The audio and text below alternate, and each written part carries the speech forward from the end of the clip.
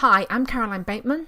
In an earlier video, I've shown you how to use Read Aloud in an Office 365 Word document. Read Aloud functionality is not available in earlier versions of Office. However, Speak Selected Text is. I've been using Speak Selected Text for many years, and in some ways I prefer it to Read Aloud. In this video, I'm going to show you how to use Speak Selected Text and how to add it to your quick access toolbar so you can easily access it. I'll also show you how to use it in Outlook and the one advantage I think it has over the Read Aloud functionality.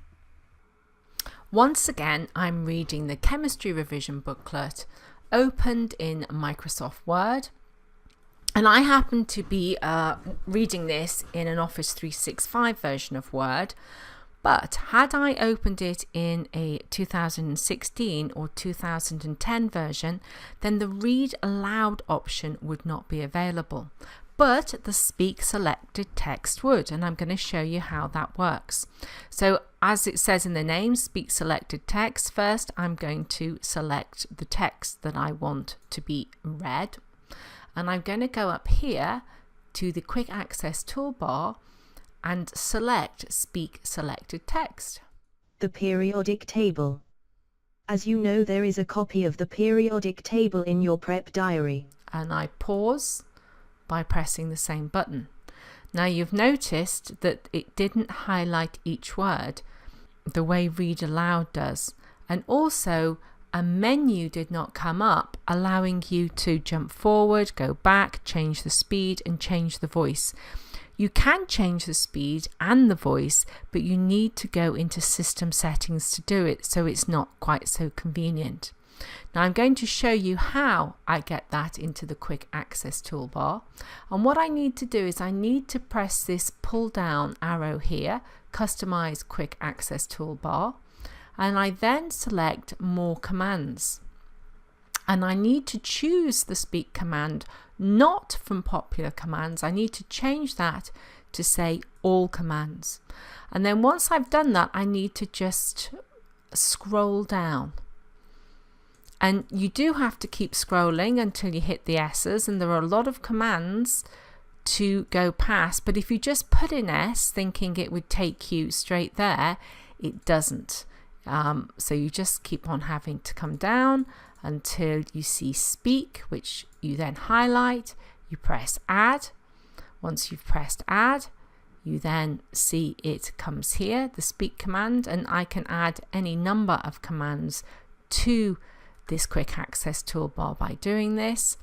Once I'm happy with that, I press OK, and then if it wasn't already here, it would appear so now.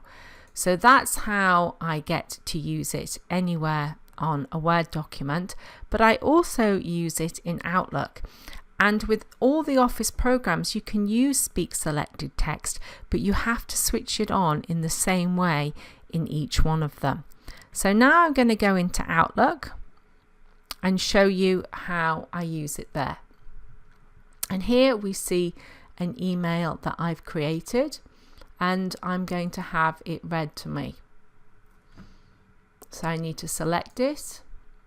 In fact, I'll just read the second part and press I cannot see cannot them. Reading and rereading my emails is very time consuming, and still I often miss something. Consequently, I sometimes send out emails with stupid errors even though I have spell and grammar check switch on. Now, what you've just seen me do is I heard a problem and mistake and I corrected it as it was still reading. And you cannot do that with Read Aloud. With Read Aloud, you have to pause the reading, make the correction, and then play again. So I actually find this much quicker for correction, but then I'm really skilled at doing this, listening and correcting, because I have a lot of practice.